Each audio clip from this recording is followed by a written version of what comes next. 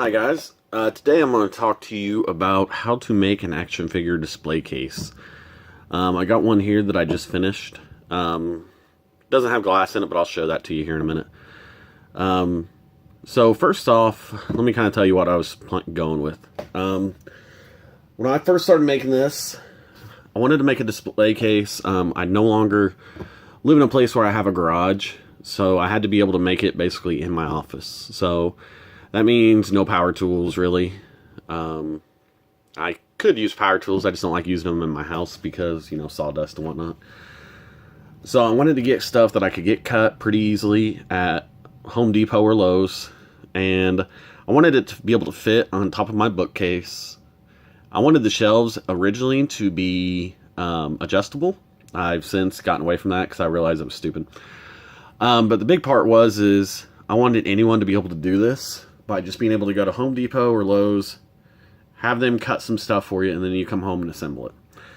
So I'm just going to kind of walk you through construction. You can see it holds the figures pretty well.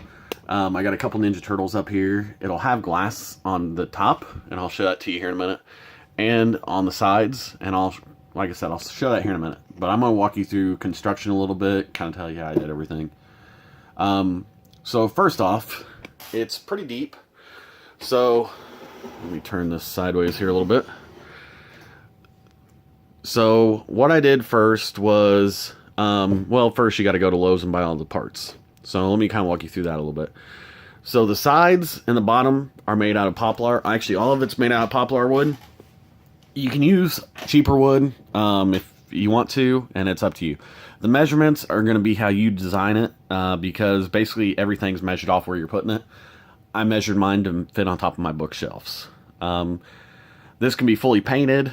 I haven't done that yet. To be honest, I got burnt out on doing it, so I just wanted to finish it and get it done as soon as possible. So anyway, back to making it. So all of it's made out of poplar. So these side pieces and the bottoms, they were already cut to depth. All I had to do was cut them to length. So there's only 3 boards that had to be cut to length there. So that's pretty simple construction. The main thing is just making sure that you have, hopefully if you're working on anything, you have a right angle tool. And this one's pretty dang close to being a right angle. So if you don't have one of those, you can use a T-square. This one, just because of the dowels, is pretty dang close. It's not exact down here, but in here it's perfect.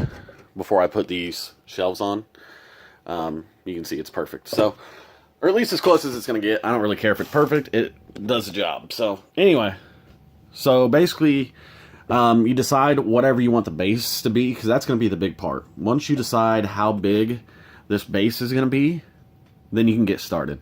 So I knew that, I think this is like 11 inches long, a little bit longer maybe. But the board that I got was perfect for it, so I didn't have to cut that down. It is warm in here, and I apologize. So, all I had to do was cut the 3 links and make sure that, obviously that the 2 sides were right. Unfortunately, I didn't check, so this is tip number 1. Take a tape measure with you, because I didn't, and they cut these the wrong size, the base part. So they were not the correct length, and when I show them on my bookshelf, it looks weird because they're about a ½ inch too long. So, it is what it is. Anyway, so to start, these will come in very handy. I recommend buying at least 1, 2 would be better. They're only, this one I got at Lowe's for $10, or you can go the cheap route. And I picked up basically the same thing, just a little bit cheaper material from Harbor Freight for $3, I think. So, and it works just fine. And basically use it to hold the angles in on the sides while you pre-drill the holes. Especially if you're using, well, it doesn't matter what kind of wood you're using. You should pre-drill the holes just so you don't split the wood, since it's so close to the edge here. So basically, you're going to do that. Put the 2 sides together. Once you have that done, you can come in here, and these are dowel rods. So you can actually have, if you buy them all at once, you can have Home Depot cut them all for you down to the length, and basically they're going to be the same size as these. So whatever your size length your base is, that's how long the dowel rods are going to be, and they run just basically end to end. And what this does, this is going to create a tract. If you have a table saw, you could do a dado cut and it would do the same thing, but this is essentially a track that the glass is going to slide into.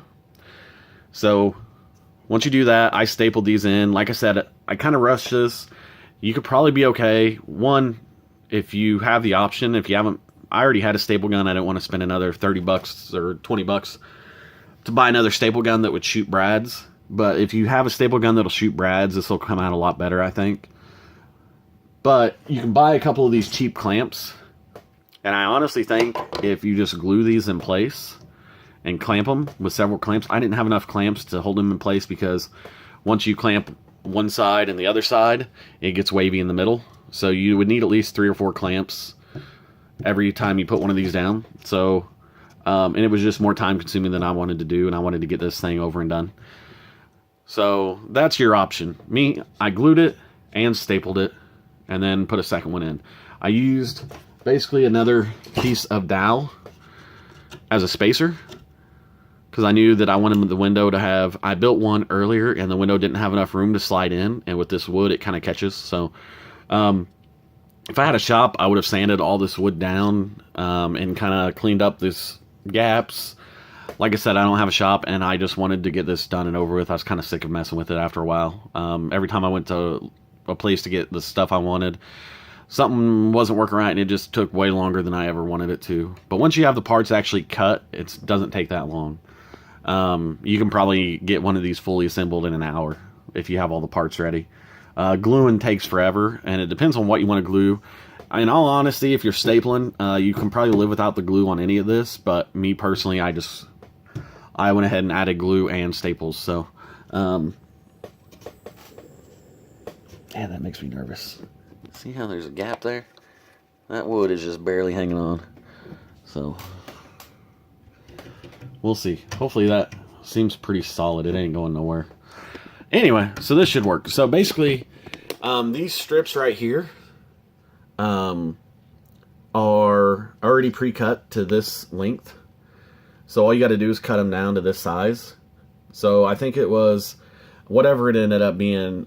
Basically, I got 3 boards out of each strip. So, and they went ahead and cut them all down to size for me too. So when I got them home, all I had to do was put glue on the back of these and staple them right behind here.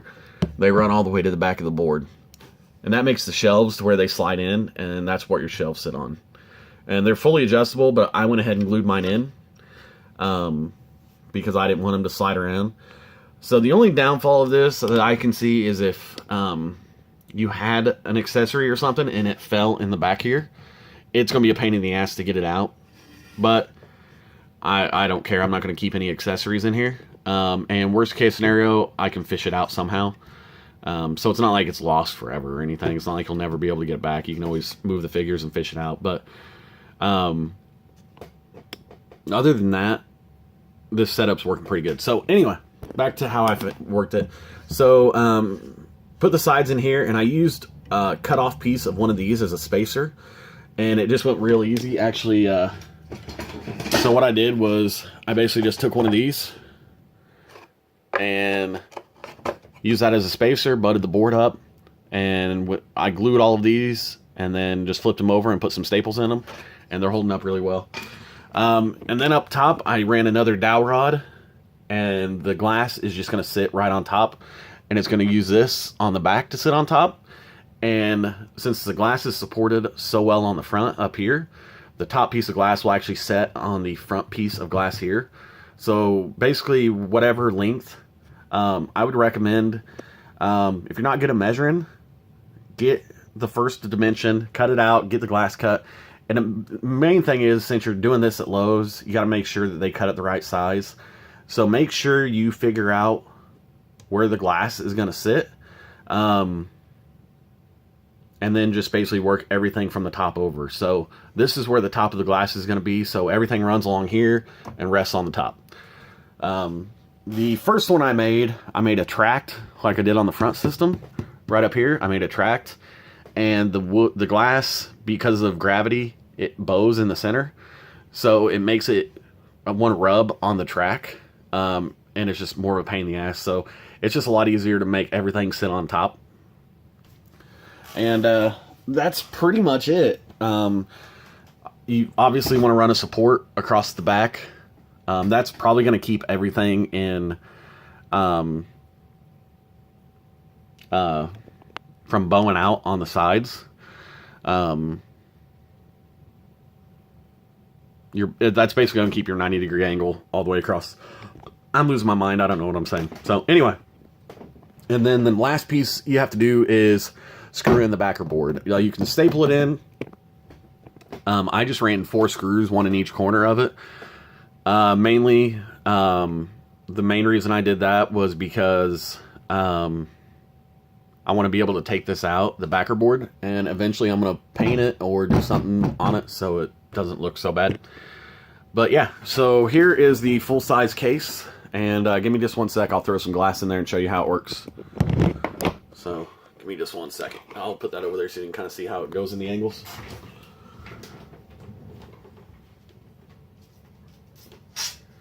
Now you want to be careful when you put this glass in here, because this glass from Lowe's is very thin and cheap. And when I do it the final time, whenever I get all the figures in there, obviously I'm going to clean off the fingerprints.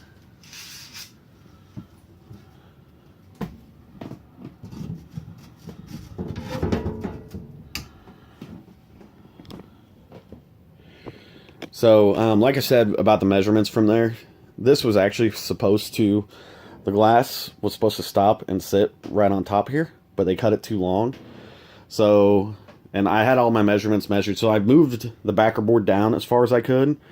So I can actually set this on top of the backer board. And when I do that, I can put this glass line even. So now instead of having 2 different glass lines here, I've just got one. And when you look at it, it's not too bad of a case. So I appreciate you guys taking the time to watch. Like I said, I was going to make a video of how to do this, but I'm not a wood maker. I just got lucky making this thing and it looks halfway decent. So I hope this helps you guys. It's a cheap idea. In one case, you probably got, depending on the wood you use and the materials you have to buy. If you had a table saw, you could do this for dirt cheap. Since you have to buy I bought the woods already pre-cut, so I had to buy different kinds and sizes. I would say between the glass and the wood, I have maybe less than $50 in each case, and they're pretty good size cases too. So, yeah, and that's only because Poplar is really expensive, and I had some errors that I had to correct. So, I think if you use the right wood, you could probably get these under $30 a piece. I would think somewhere in that ballpark, because the glass for each one was about $16. So I think you could probably get by with $15 worth of wood. Yeah, each one of those were about $2 a piece. So there's